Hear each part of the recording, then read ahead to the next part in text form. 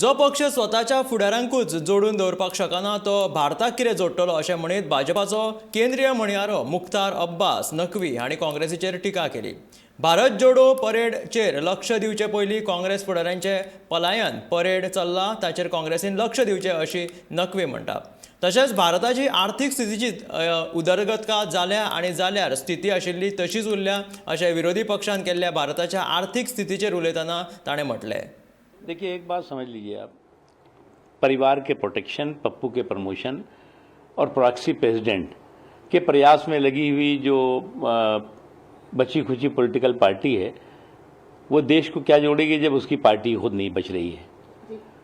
अब दिक्कत यह है कि उनके यहाँ जो है वो हर दिन पलायन प्रोग्राम चल रहा है और इस पलायन परेड पर ध्यान देने के बजाय तथाकथित भारत जोड़ो परेड में लगे हुए हैं. तो पहले तो अपने पार्टी में जो पलायन परेड चल रही है उसको कंट्रोल करिए, उसको देखिए अगर आप इस दौरान देखें, न केवल कोविड का वर्ष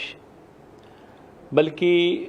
ये पिछला 6-7 साल ऐसा गया है जो पूरी दुनिया के लिए आर्थिक तंगी और मंदी का दौर था और पूरी दुनिया के सामने जो ये संकट थे, कंटक थे, चुनौतियां थीं, उसको पराजित करके, परास्त करके भारत की अर्थव्यवस्था आगे बढ़ती रही या स्टेबल रही. ये अपने आप में एक बहुत महत्वपूर्ण बात है. उसका एक ही कारण है कि भारत का जो नेतृत्व है, नेतृत्व नरेंद्र मोदी जी का नेतृत्व, उसकी सोच और देश के लोगों के आत्मविश्वास, देश के 130, 35, 40 करोड़ लोगों का आत्मविश्वास, जिसने कि हमारे देश की अर्थव्यवस्था को इस संकट और कंटक के दौर में भी कमज़ोर नहीं होने दिया और साथ ही साथ जो है वो आज की तारीख में हमारे देश की जो आर्थिक ताना बाना है वो मजबूती की तरफ आगे बढ़ा हुआ है. और ऐसे समय में जब पूरी दुनिया